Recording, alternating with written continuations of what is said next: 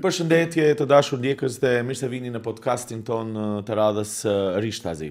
Sot të ftuar në studio kam një gazetare, do të kisha thënë doajene e gazetarisë, sepse ka ndjekur zhvillimet më të rëndësishme politike të mbamendjes tonë kombëtare të shqiptarëve në gjithë rajonin, që nga vitet 90 e më herët, sigurisht edhe deri më sot. Por arsye që e kam ftuar sot Diana Toskën këtu, nuk është të flasim për historinë, por për të qenë dëshmitar e disa zhvillimeve që po zhvillohen sot dhe çfarë impakti po lën, duke bërë paralele pikërisht me ato zhvillime të së kaluarës. Diana Toska, faleminderit që je pjesë e podcastit Rishtazi. Jam mirë, faleminderit për ftesën. Në fakt, ka ndodhur disa zhvillime kohëve të fundit që duket sikur na kthejnë në të kaluarën. Në qoftë se shikon në rrjetet sociale, gjuhën e urrejtjes, fenomenet përplasje të shoqërisë brenda shqiptare, por edhe shqiptar me Maqedonas, përshtypja është se jemi diku në vitet 90 ose diku pas viti 2001 ose rreth viti 2001. Dhe diskutimi madh është gjithmonë rreth marrëveshjes së Ohrit. Kështu që do ta filloj këtë podcast, Dian, pikërisht me këtë pyetje. A jemi ne të qartë si shqiptar të Maqedonisë se çfarë nënkupton marrëveshja e Ohrit? Po nga këto përplasje dhe diskursi që është krijuar lidhur me marrëveshjen e Ohrit, si duket, nuk e kemi të qartë. Ende nuk me vetveten ose nuk duam ta qartësojmë ose nuk duam ta pranojmë. Marrëveshje me vulë ndërkombëtare bëhen, historia na ka dëshmuar se bëhen edhe para luftës, siç ishte marrëveshja e Rambujës dhe në Maqedoni ishte një marrëveshje që kishte legjitimitet ndërkombëtar dhe vendor, marrëveshja e Ohrit. Erdhi si erdhi. Unë po e them publikisht, 2 herë kam qenë gjatë luftës, 2001 në Shqipkovicë jam takuar edhe me Ali Ahmetin, edhe me Hysni Shaqirin, edhe me Deari është ky kryetari i komunës. Po, Fatmir Deari. Fatmir Deari ka qenë një ky që e vran në Bitpazar, Nezirin. Jam takuar me këtë shtresë të luftarëve dhe nëse mund të them autorëve që nënshkruan atë marrëveshje të Ohrit. A ishin dakord me atë marrëveshje të Ohrit? Nuk ishin një pjesë, sepse ju e dini gjatë 2001 se lufta së zgjatej, një pjesë të 19 komandantëve u ndan nga Ali Ahmeti pikërisht për shkak të kësaj marrëveshje së Ohrit. Pse e bëni Ali Ahmeti? E bëni sepse ashtu si u bë ajo marrëveshje të Ohrit me thojza, me kuptime, në nënkuptime, me sande, me avancimin e disa të drejtave, po jo të plota, Ali Ahmeti u pajtua, por u pajtua me një kusht sepse ndërkombëtarët i dhanë një alternativë që pranon e kështu si është, dhe pastaj udhë e sipër avanconin të drejtat e juaja, krijoni një parti politike. Dhe kjo ishte formula e nënshkrimit dhe pranimit me kështu siç është çajo marrëveshje e Ohrit. Ngritja e statusit deri diku përmirësimin. Dhe është deri këtu jemi në rregull. Tani pse e bëra këtë pyetje, e kemi diskutuar ndoshta jashtë kamerave, sepse vëmë re për herë të parë ndoshta mes shqiptarëve të Maqedonisë kur diskutohet marrëveshja e Ohrit, një pjesë të cilëve, jo një pjesë, po pothuajse gjithë marrëveshja e Ohrit është pjesë e ligjeve kushtetutës që janë shkri edhe që janë shtyllat e këtij vendi, dilemat shtrohen ende, është zbatuar, nuk është zbatuar, është implementuar, nuk është implementuar. Dhe këtë dilemë kanë filluar më shumë ndoshta ta diskutojnë shqiptarët mes njëri tjetrit, sesa ndoshta shqiptarët dhe të tjerët. Pajtohesh me këtë konstatim? Pajtohen sepse nuk kanë argumente, ata vetëm kanë qëllim të bëjnë luftë dhe të nxjerrin diçka si gogol për ta biseduar, sepse në mungesë të kauzave tjera, në mungesë të fuqisë politike për të luftuar dhe për të prur diçka të re, ata kthehen te marrëveshja e Ohrit. Sepse marrëveshja e Ohrit është ajo, arritëm se arritëm, u kthyen në ligje, u bën. Tash kthehemi pak më herët. Ajo marrëveshja e Ohrit, çdo marrëveshje, qoftë vendore ose ndërkombëtare, ka një afaz batueshmërie. Dhe hajde kthejmë dilemën, BDI-ja nuk e zbatoi. Nuk e zbatuan këtë marrëveshje deri në fund. Pse nuk e zbatuan, sot janë në opozit. Sigurisht. Kjo është edhe ndëshkimi, ndoshta që populli kërkoi ndryshimin e thënë.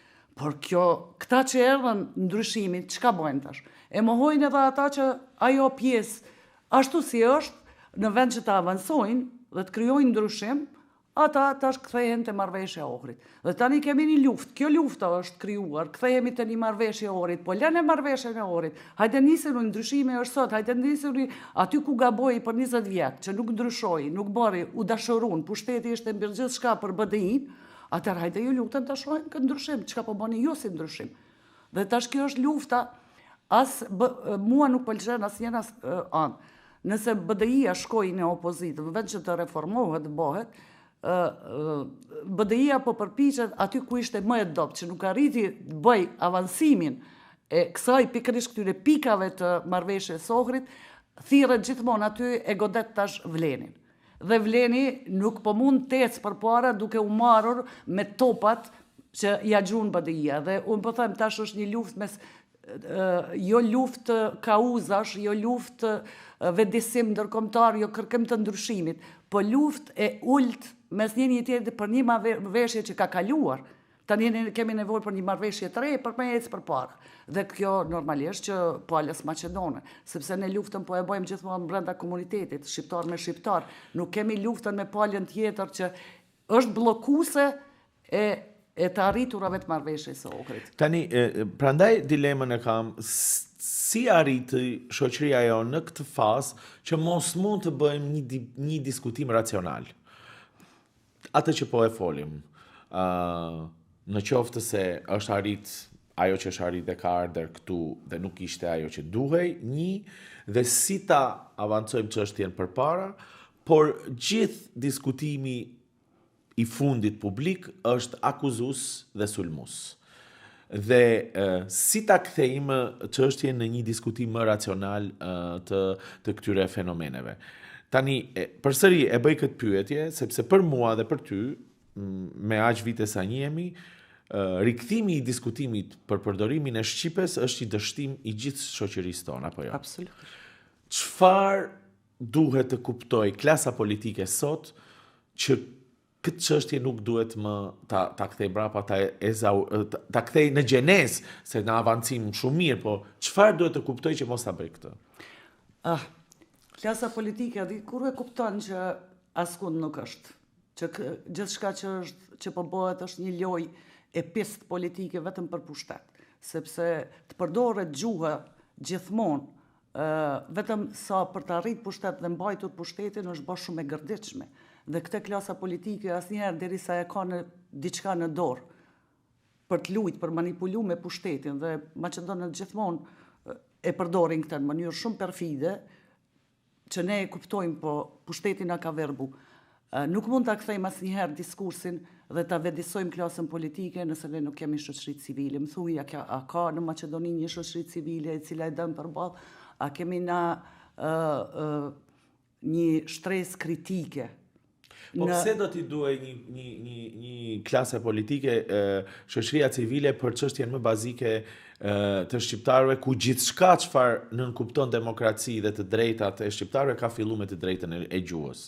Në momentin kur ata vendisohen, në momentin kur të hyjnë me një platformë kombëtare në pushtet dhe lidhin koalicion, atëherë mund të flasim për vendisim dhe të hiqin këto. A kemi na vija të kuqe me palën maqedone gjatë koalicionit, pse rastisht nuk është që 30 vjet, 35 vjet ne nuk kemi parti pozit ose opozit, a janë ul ndonjëherë më atë mend? Mban ti mend ndonjëherë që janë ul pozit dhe opozit shqiptare dhe kanë bisedu këtë çështje, do të thonë ku janë vijat e kuqe të shqiptarëve? Element shtetformues, gjuha shqiptare, gjuhë zyrtare, zyrtarizohet dhe nuk flitet më për gjuhë, po ecim para për çështje tjera. Nuk ka konsensus, sepse varësisht prej koalicionit që bëhet pushtet përdoret gjuha. Shumë mirë, a nuk është ky një konsensus i nënkuptuar? Absolutisht. Absolutisht. Unë para disa ditë shkruajta dosje. Askush nuk mund të mbind. Absolutisht askush nuk mund të mbind pse nuk u zbatua në përpikshmëri marrëveshja e Ohrit. 20 vjet kalun. Për 20 vjet nuk arriti. Po për brenda 20 vjetë, sa milioner politikan u bënë brenda asaj partije? Dhe ne si shoqëri, kur në haptazi dhe publikisht, si shoqëri civile, si intelektual, nuk e shtrojmë pyetjen mirë, që gjua shqipe nuk po zbatohet, po milionat si i banën këto, është dosja, është marrëveshja, pse nuk hiqen këto tema prej rendit të ditës.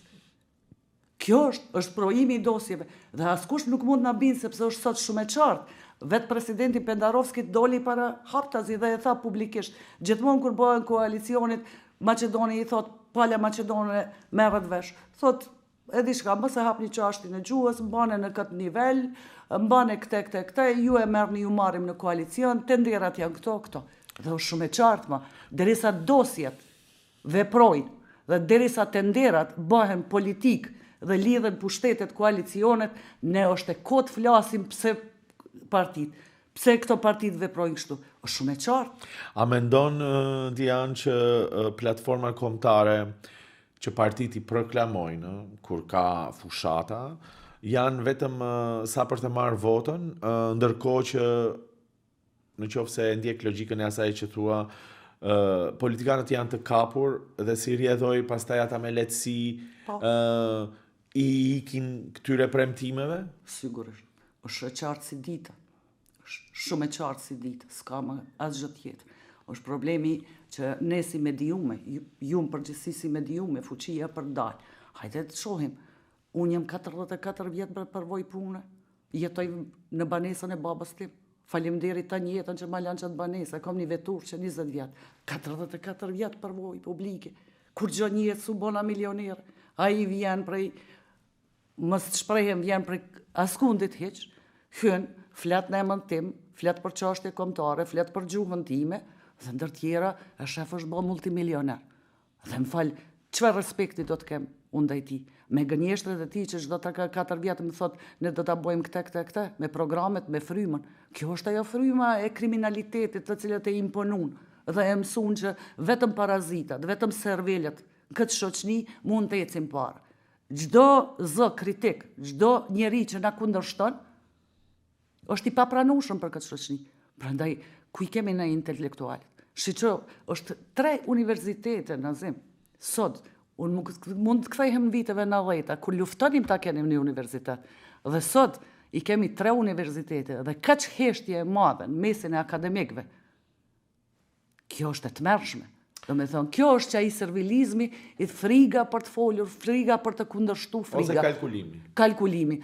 Prandaj, është kjo që është, kjo shtresë politike, sepse e ka komoditetin e veprimit, sepse e ka përballë një shoqëri servile, një shoqëri paza, një shoqëri e cila nuk kundërshton, e ka bë të varur. Prej momentit kur partitë politike janë shndruar në agjencione punësimi dhe konkursi si institucion ka humbur vlerën e vet, atëherë këta janë të sigurt në pushtet, a i del me komoditetin më të madh, hiç pa turp, milioner, hajnë, flet, thot, do ta luftojmë kriminalitetin.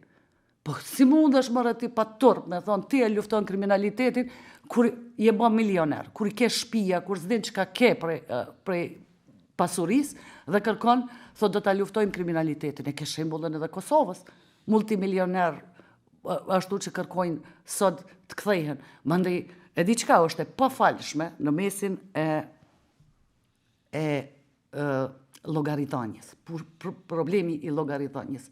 Të fusish ti brenda listave zgjedhore deputet, të cilët janë në listat zezat të shërbimeve, në listat zeza amerikane, kur në jetë nuk ka dhënë llogaritane, janë hajduqet më të mëdhaj, kanë krijuar sherifat lokal të cilët vjedhin, manipulojnë, bojnë gjithçka në emër të tyre, dhe del edhe të flet në emër të kombit, flet për drejtat e mia, për drejtat e tua, flet ndërkohë që unë jetoj banesën e babës time, është multimilioner dhe flet për drejtat e mia.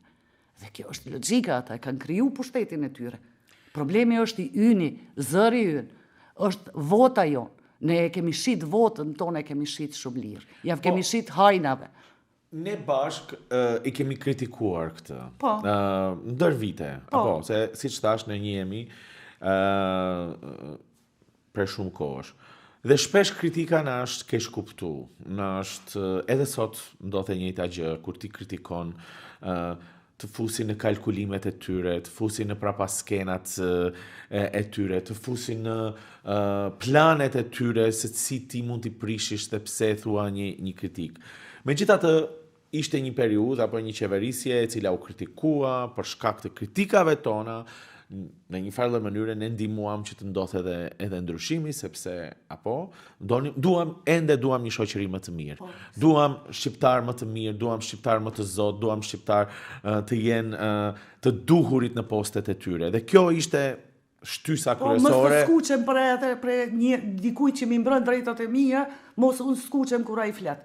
Po sot si ta shohim lëvizjen dhe këtë qeverisje të re, të ndryshuar, tashmë të bashkuar, ku përsëri na detyron të bëjmë këtë bisedë që ndoshta edhe unë edhe ti e përjetojmë ose do duhesh të ta përjetojmë të ezauruar. Si ta shohim pushtetin e sotshëm i cili na ka detyruar të flasim përsëri për Shqipen, të dalin studentët në protesta, të diskutojmë nëse është një ligj zyrtar ose jo. Ndërkohë që ne ligjin e shohim dhe e dim si është, me të mira dhe të këqijat, se bashkë kemi kritiku për pjesën që nuk ka funksionuar dhe bashkë kemi kritiku për pjesën që është shumë evidente që duhet të zbatohet dhe nuk po zbatohet. Vendisimi, qytetar. Ende nuk kemi vendisu si shoqëri për të kërkuar ndryshim, llogaridhënie dhe deri në momentin derisa na si qytetar, si prind, nuk ju kërkojmë falje fëmijëve tanë për këtë shoqëri që kemi krijuar, për një shoqëri të kriminalizuar, që në vazhdimsi për 30 vjet votojmë këtë kategori të njerëzve, këtë kategori e cila u dëshmua jo të gjithë, normal, pa vetdije kombëtare, pa sensin për të kriju një diskurs në një shoqëri jo kaq toksike, por një shoqëri ku jeta është normale, për ta normalizuar, ne nuk mund të kërkojmë ndryshimin.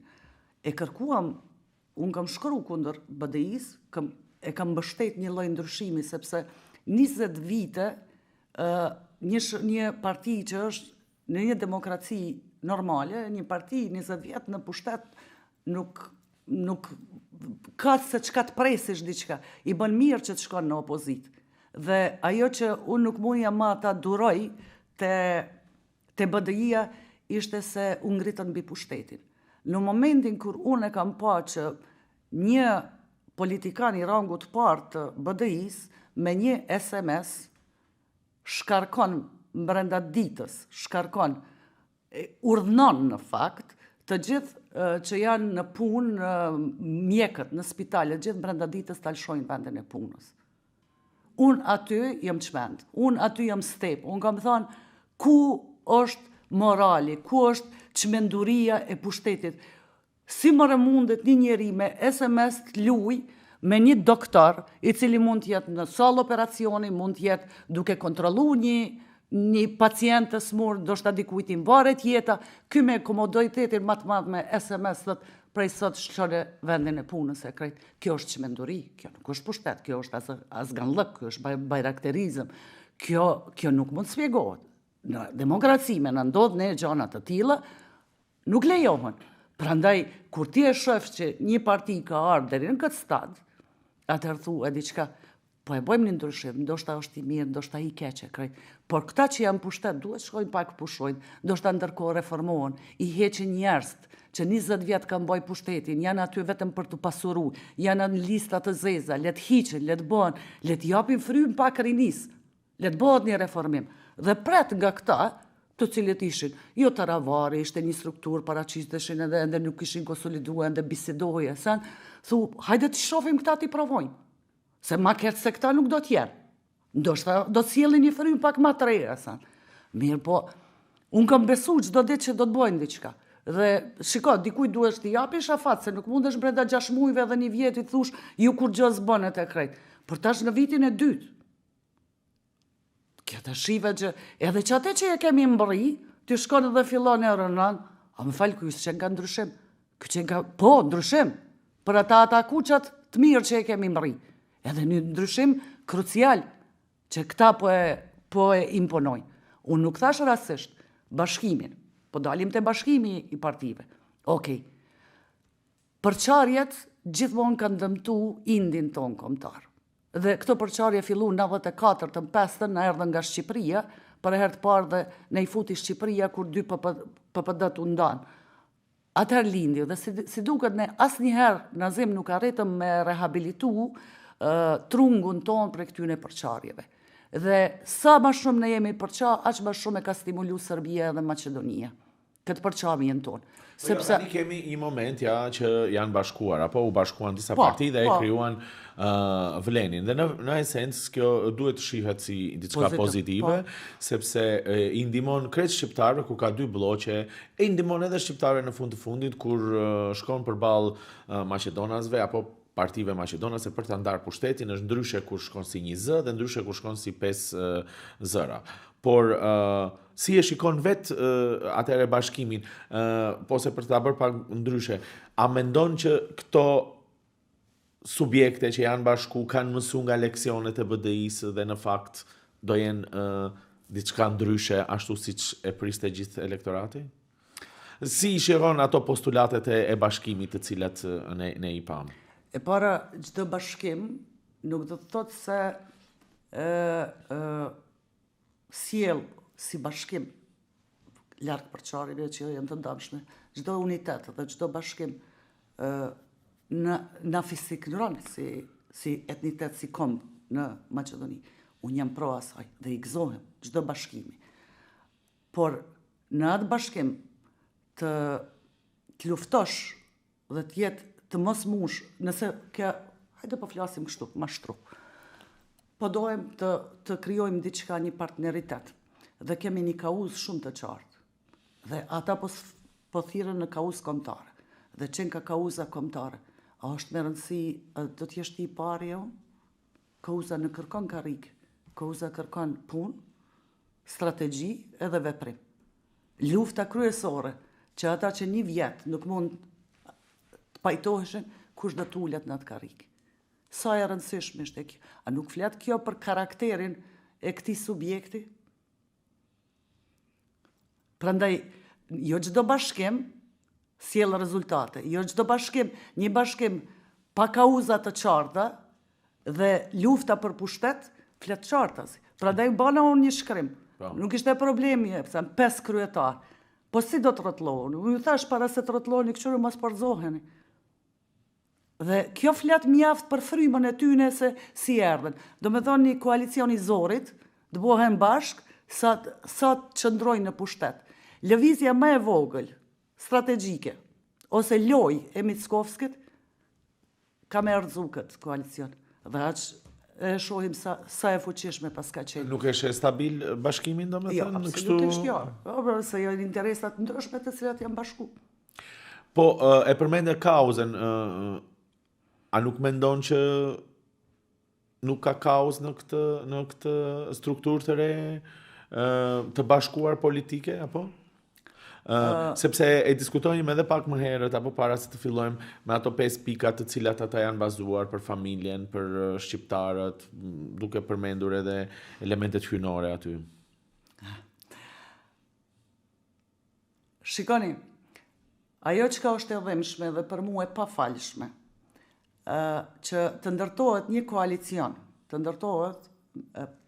një koalicion i cili thirret në vetdije kombëtare dhe ofron një frymë antikombëtare, nuk është bashkim, është përçarje. Po cila është fryma antikombëtare? Se kjo deklarata është pak e rëndë. Po më lejo atëherë krejt. Ne si shqiptarë në Maqedoni kërkojmë të drejtat kombëtare, Ne nuk kërkojmë të drejta fetare, sepse të drejtat fetare janë në një shtet laik të garantuara, liria fetare është e garantume. Të drejtat kombëtare, legjitime të shqiptarëve, janë të mbështetura të gjitha kombeve. E drejta jonë kombëtare ka legjitimitet, ta mbajmë mend, ta definojmë mirë, ka legjitimitet ndërkombëtar dhe kushtetues. Dhe në momentin që ti këtë legjitimitet e lekund duke tentuar që të shtysh mbranda një frymë fetare, atëherë ti e dobëson çështjen, vizionin, strategjin, godet të drejtat kombëtare.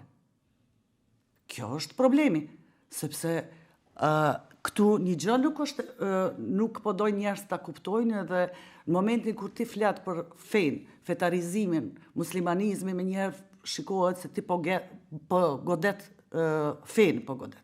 Nuk është këtu çështje feje. Kombi është përkatësia, feja është besimi. Dhe përkatësia është ajo që e mban gjallë këtë trungë. Dhe këta vleni, me këtë platformën që i pash 5 pikat që ashtu e shpall fenë si akt hyjnor, si frymë tyne, religionin e shpall si frymë tyne. Okej, kërkush ty s'po ta ndalon religionin. Jemi krejtë në rregull e krejtë. Por ta futhish brenda frymës kombëtare religionin dhe religioni të flasim ta institucionalizojsh, ta legjitimosh një frymë e të tillë, e dëmton çështjen kombëtare.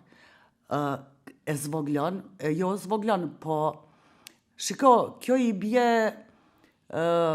agenda diabolik. Kjo është një agenda diabolik, e cila atakon drejt për drejt identitetin kombëtar. Sepse ti po don me e bë ridizajnimin e identitetit. Dhe vend që të hidhet nur ose dritë mbi identitetin kombëtar, ti po dizajnon një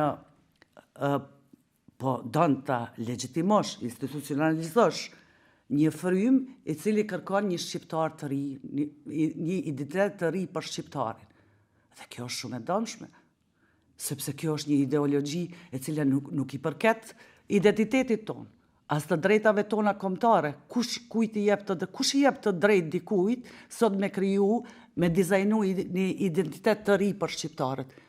Ate që në historikisht i kemi përballu gjitha fortunave, ka qenë përkatësia kombëtare dhe jo uniformiteti fetar, po diversiteti në ka bë që gjithë bota në ka lakmu edhe gjitha fortunave, luftave ju kemi përballu pikërisht duke rujt këtë diversitet mes vetit, sepse kjo është shqiptaria.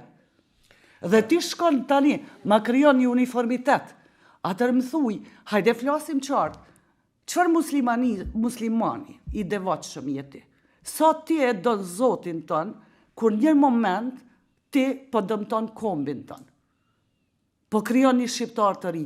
Po në koha e Serbëve, koha e Miloševićit e tjerëve, kur kërkohej shqiptar të mirë, tash dikush po don me na ndo, shqiptari i mirë është ai vetëm që ka kauzë fetare, ndërsa ju të tjerët jeni shqiptar të dëmshëm. Tash ka ardhur një moment i ri, një frymë e re e këtij bashkimi, e thënë.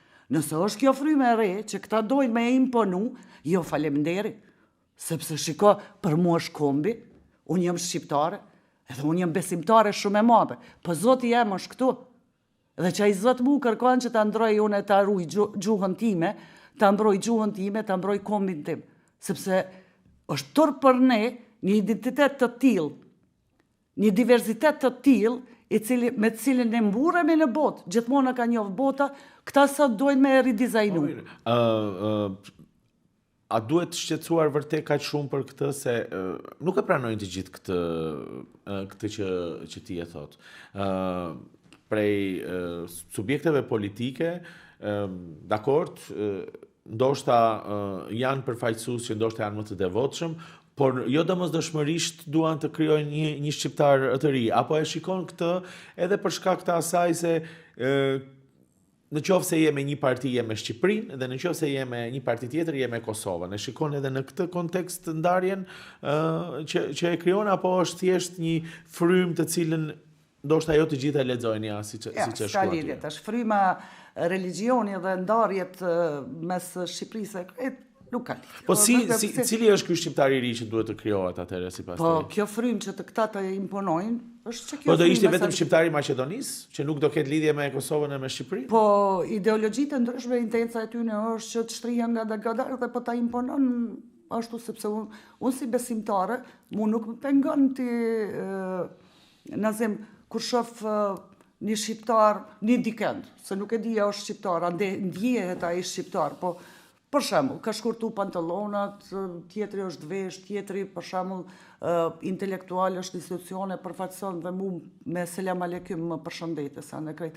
A nuk flet kjo është shumë individuale. Dhe deri këtu jemi normal, diçka që është personale e tij sen. Për momentin kur kjo të futet ty brenda institucioneve, atëherë është problem. A di pse? Sepse hajde të kthehemi te Jeffersoni. Jo, të lutem, hajde të kthehemi te Jeffersoni.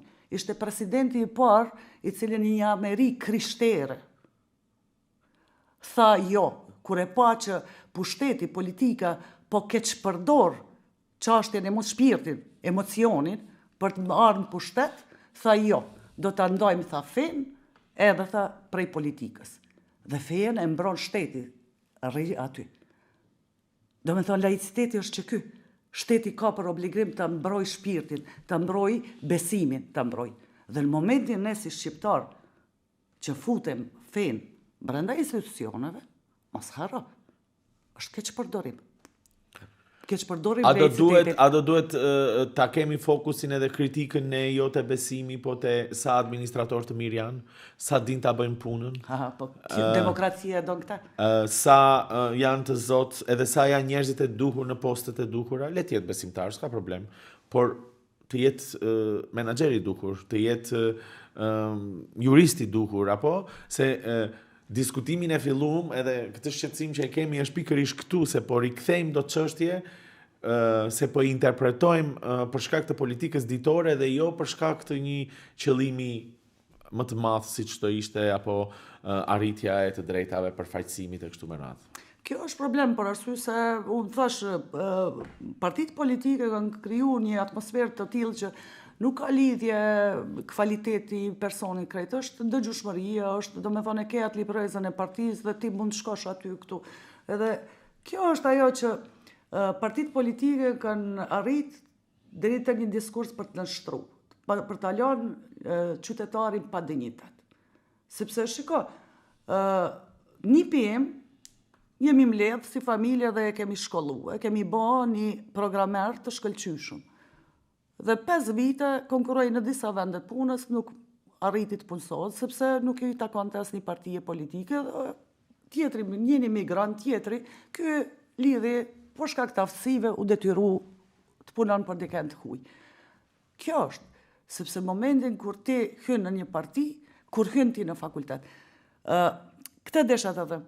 Edhe shiko unë si prind tash, e kam shkollu edhe duhet ta punësoj. Unë duhet shkoj ta los. Ta los si prind, një dikon prej politikanëve të lutem ka diplomu djali shtim më punë. Momentin që djali punësohet, tash përveç tjerave bëhet argati partisë. Jo, nuk është më programer. Është argati partisë.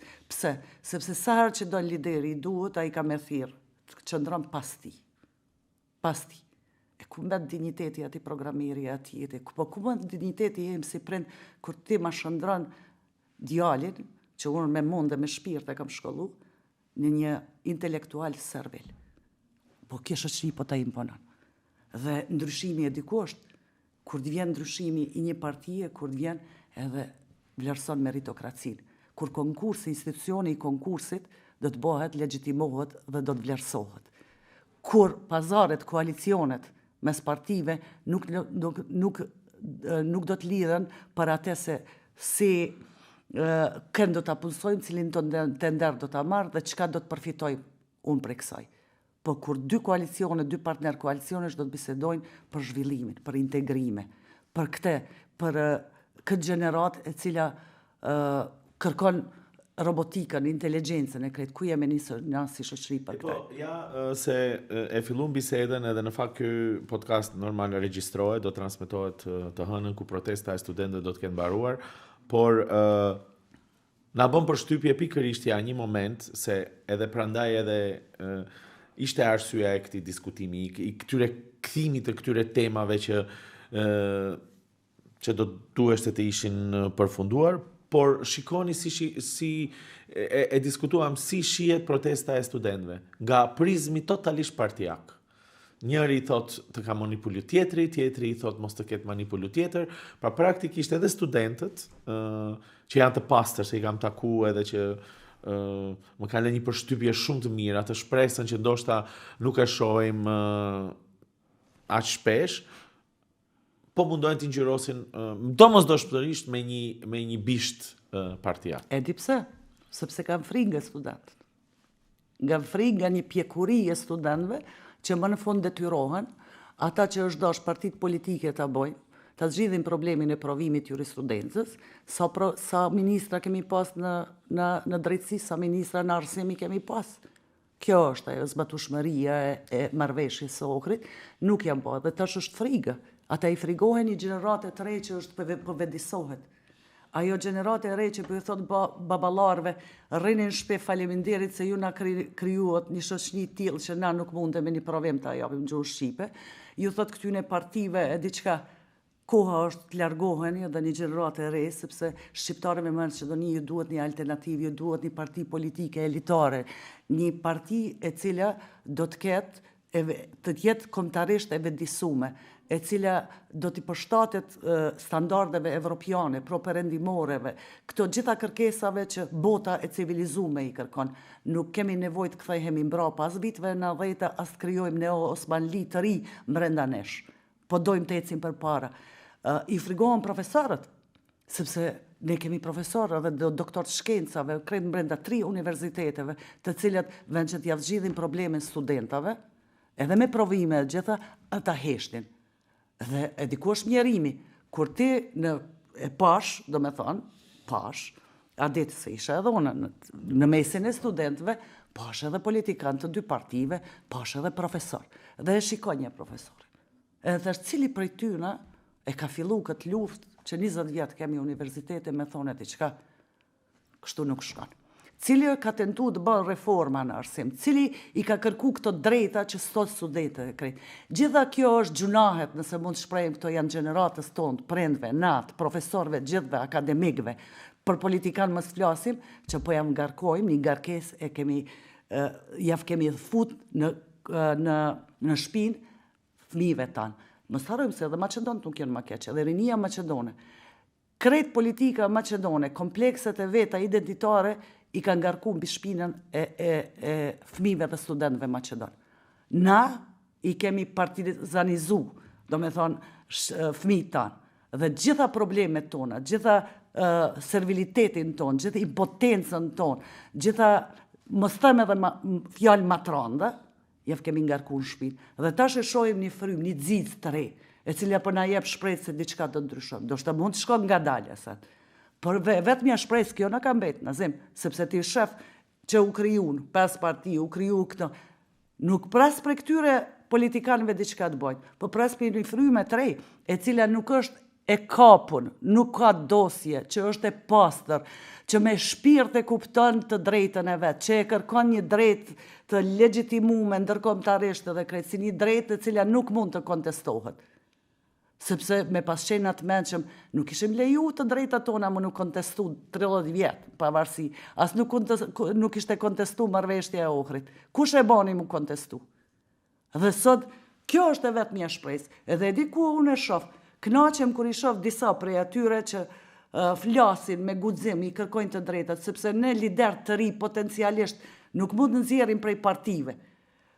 Klasa më e pastër ideologjike nesër që do të delë prej këtyre me një kauz të qartë është pikërisht këta lider të ri që po krijohen mesin e studentëve. Prandaj me mishë me shpirt, me mediume, me gjithë, ne duhet të jemi përkrahas të krijojmë mesin e tyre këta lider të ri, të cilat do të na nxjerrin pa nga kjo situatë cilat jemi, sepse jemi lodh nazim. Sa ecim para dikush na kthet mbrapa, ecim para ktheu mbrapa. Tash na jemi bosi si topa. Çka bën lun dikush me identitetin ton, lun çdo kush që është në politik për shkak të hirë të një koltuku, një karrike, lun me identitetin ton. Ne po shndrohemi, po krijojmë një identitet të ri përçarës, si kom përçarës, dhe një identitet që jemi pakurizor. Dhe të lutem ne, më shumë se gjithçka kemi nevojë sot për një frymë të re. Gëzohem që po na vjen një lloj shprese, sepse diskutimet apo ndoshta edhe ne se jemi gazetarë dhe merremi me informacionin edhe merremi me kemi dështu, në gazetari kemi dështu. Ja, po jemi përballemi me ato deklarata, me përplasjet edhe ndoshta ajo na mjegullon pak edhe ne shikimin, por kur vijnë këto shpresat sigurisht na gëzohemi, i gëzohemi, realisht i gëzohemi si kur të jenë arritjet tona, këtë dua të them. Por në fund, Dian,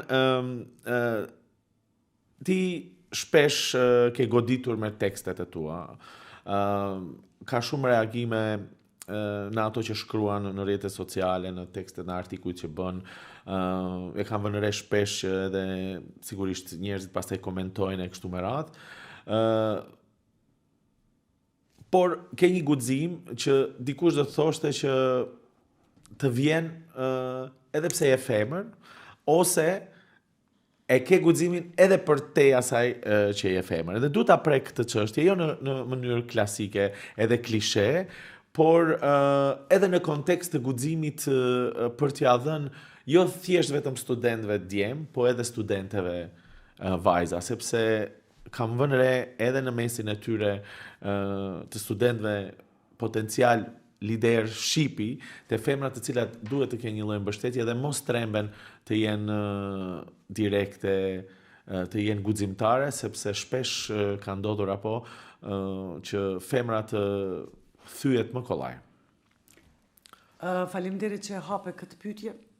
Do të kthehem te votënishe, unë isha studente e fakultetit juridik viti i dytë dhe në mbledhje të profesorëve dhe studentëve gjithë kam kërku, jam pajtuar me kërkesat e studentëve për ndryshim të kushteve. Tash po e pranoj shumë sinqerisht, unë kam pas atë 19 vjet. Unë nuk e kam kuptu prapavijen e atyre. Unë e kam kuptuar se nëse student për kërkojnë kushte, po, dhe e mbaj mend si sot, ka qenë Kurtesh Saliu, profesor i drejtës kushtetuese, të cilët të gjithë i frigoheshim, po ne nuk kishim tekste shkollore për të mësu. Nuk kishim libra ku të mësojmë, sepse ishte kushtetuta në gjuhën serbe e Ivo Puhanit, profesorit. Edhe unë them, po normal që do të krijojnë kushte. Më thuni profesor, i drejtohem, mesin e gjithë profesorëve i drejtohem, dhe më lutem profesor, si të japu nesër provimin e drejtës kushtetuese, ndoshta unë pak e kuptoj serbishtin, por duhet mësojmë serbisht dhe vetëm nga ligjëratat e juaja nuk na mjaftojnë, sepse amfiteatrat ishin shumë thaje. Profesor Kurteshi kishte një zor shumë tull, dhe na që ishim brapa kur nuk e ndëgjojshim. Ashtu, kritikova të drejtën trashëgimore profesorin aty në atë mbledhje. Dhe unë nuk e kom ditë pasojat pastaj. Pasojat pastaj i kisha shumë të mëdha. Nuk po hytash, do të them që të flas për vetë. Lindën të votënishi, përkraja ishte e madhe, kundërshtu studentët, mbetën stoik, disa u burgosën, mesin e tyre kishte shumë femra. Mesin e studentëve të cilët kundërshtonin. Shkonim, kërkonim, mandej doli Kosova Republikë mas asaj. Kosova sot është shtet i lirë. Do me thonë një proces i fillun për studentëve, këte duhet të them, nuk është pse mbaron me një protest ose me krejt. Nëse nuk ka vazhdimsi, nëse nuk ka këmbëgulsi, për me ardhë drejt e qëllimi. Dhe kjo është durimi. Dhe unë lusë, sepse kjo është esenca, që të duroj në atë edhe tjetë kam gullës. Mësë shoj pa e në atë që e kërkon.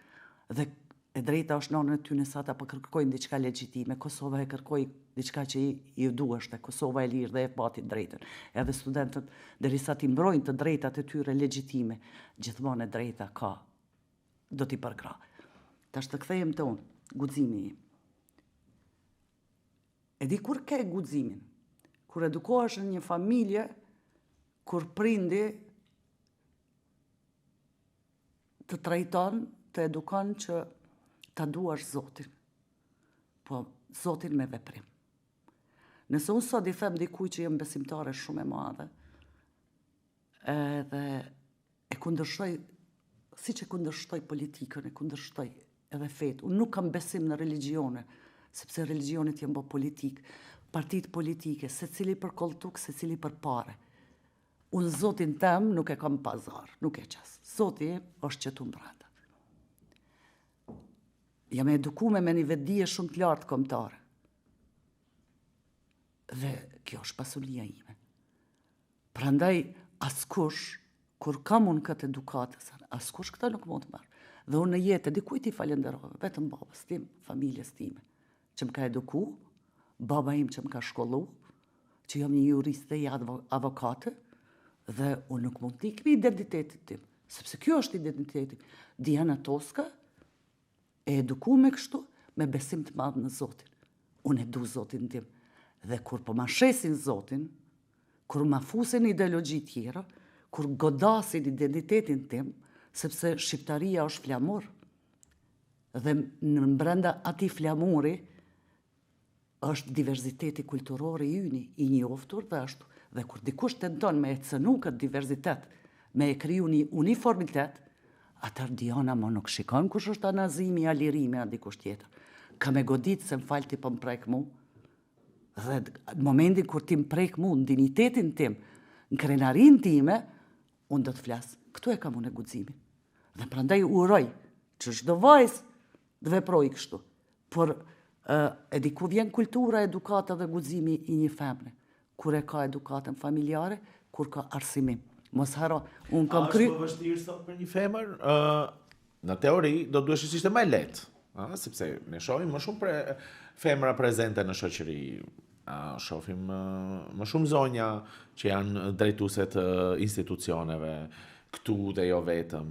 Dhe si rjedhoj, ka po aq sulme edhe ndaj tyre, po nga ky aspekt gjinor. Prandaj pyetjen po e bëj, do duhesh të ishte më lehtë? Si e shikon qasjen e strukturave politike, ku me gjitha të mlidhen aty do njerëz për të marrë do vendime kush do shkoj atje, kush do të drejtoj këtë postin. Si e shikon nga ky aspekt? Po shiko, në zemon, asnjëherë nuk kam thënën, nuk flas sot për gruan sa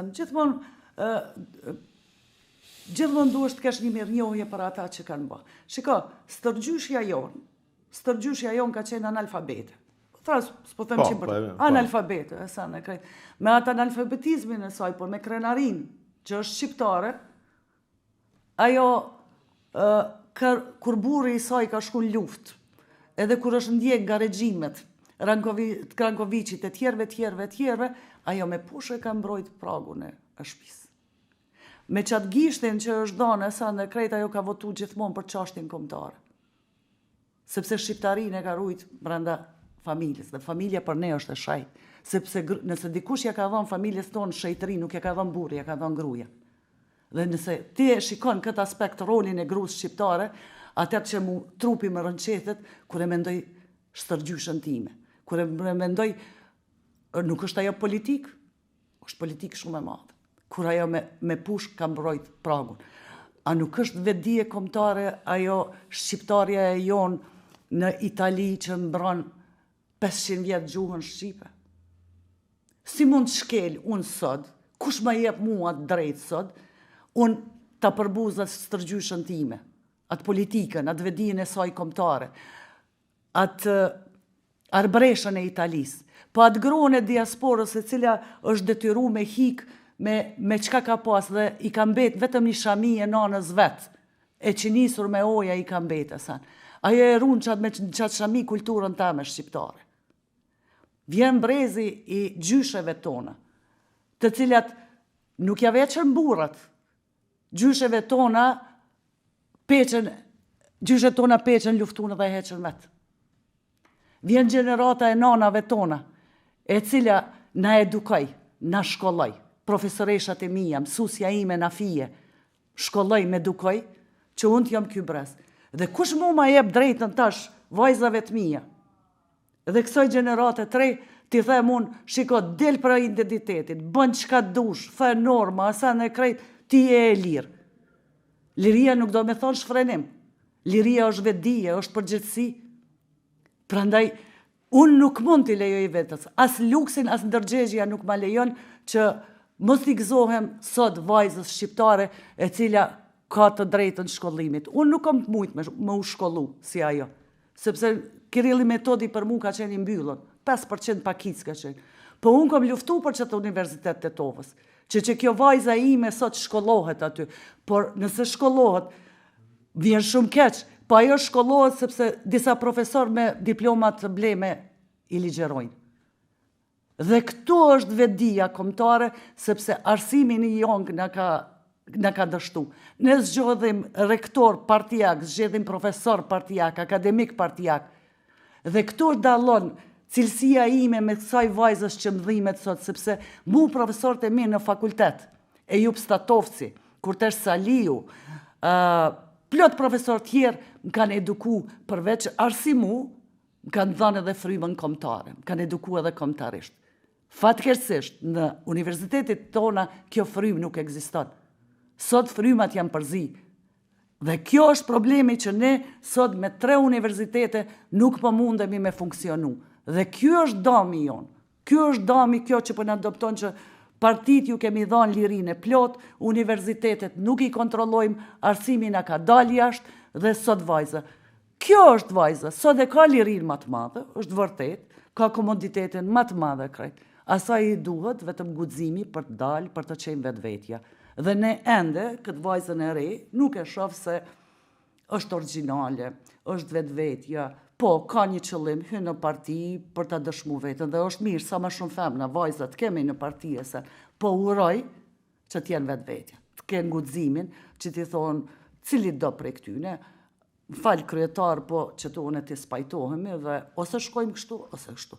Dhe shikoti mas 30 vjetë e parti politike, kemi gratë kanë ende forumet e grave. Këndej flasim për barazi gjinore, këndej mbajnë e atër, cila është barazia? Si marrëveshja e Ohrit, okej, grave ju dashtën pas viteve 90 e forumet e grave se s'kishte gra në politik, marrëveshja e Ohrit shkoj, edhe forumi i grave let hiqet e sen. Kjo është gjenerata e studentëve që unë pres të eliminojnë disa gjëra, të heqin e sen, për faji është i joni. Unë si gjenerat them, faji është i joni dhe falja gjithmonë duhet ju kërkojmë aty në studentëve dhe gjithve se na falni për këtë sistem kriminal që ne ju krijuam. Dhe në fakt, me këtë logjik edhe do ta përfundojmë këtë bisedë, por me premtimi se do vish prap. Se do diskutojmë edhe gjëra të tjera. Vetë reflektimi është ajo që na ndihmon të gjithëve. Dhe kur e kritikojmë veten, apo ashtu siç thua ti, edhe si brez, nëse ne kemi gabu, pastaj kemi të drejtë i themi edhe atij tjetrit vëlla ose motër, edhe ti këtu më dëgjo me sinqeritet ose më prano me sinqeritet se kur e kritikoj veten edhe ti këtu ke gabu ose korrigjo se në fund të fundit jemi një, askush tjetër nuk do na doj sa e dum njëri tjetrin. Nazim edhe një gjë vetëm. Shiko, ne jetojmë në një Maqedoni, është një shtat shumë etnik.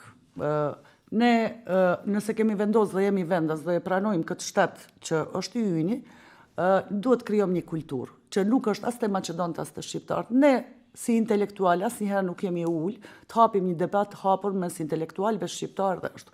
Ne gjithë të drejtat tona, gjithë fatin tonë kemi mbështetur në parti politike dhe partitë politike maqedonë shqiptare dhe biznesmen merren vesh shumë mirë. Kjo shtresa intelektuale është shumë e heshtur dhe partitë këtë e shfrytëzojnë. Përderisa brenda partive politike nuk ka një tryezë, të ulen të bisedojnë për këto vijat e kuqe që po them, ashtu, fati jon do të jetë i njëjtë, asgjë nuk mund të ndryshojë. Ajo që ne mund ta ndryshojmë nëse mediumet fillojnë të krijojnë tryezat, ku do të hapet një debat i qytetëruar mes intelektualëve, pa shamje, pa fyme, po të themi çka doin shqiptarët këtë Maqedoni, çfarë shoqëri po dojmë të krijojmë, kush jemi ne? Kush janë këto, kush po krijon këtë frymë? Kënd po e ashtu, kënd po e votojmë, sepse si intelektual, nëse nuk vetëdijsojmë këtë masën të kërkon llogari prej nesër për njëri tjetër politikan, ne asgjë nuk kemi arrit. Prandaj këto janë ato mesazhe që pa bisedu, pa ngrit çashtjen, një dialog të kulturë, të edukum, të qytetërum, pa shamje, pa fymje, sepse mos harro gjithë kjo përçamje, fymjet, një që kemi kriju në frymë toksike, krejt, ka ndiku shumë në mas. Dhe sot këto në rrjetet sociale janë pasojë politikës, e fjalorit politik i cili ka zbrit mas. Të falemderit shumë edhe një herë. Tham që do të bëjmë 40 minuta, po zgjati më shumë. Nuk e di sa. Mu duk veç mungoj një cigare edhe një kafe që me shtru kështu biseda. Që do të thotë që kemi gjëra për të thënë, po siç thash, me kënaqësi do të ftoj përsëri, ndoshta edhe për të diskutuar për një fenomen më konkret që pastaj ta japim këtë guximin intelektual edhe tek të tjerët. Diana Toska, faleminderit shumë. Faleminderit për ftesën. Të dashur ndjekës, faleminderit dhe ju që na ndoqët. Sigurisht pas disa ditësh do të vim sërish me ju me çështje dhe tema të tjera. Deri atëherë, mirupafshim.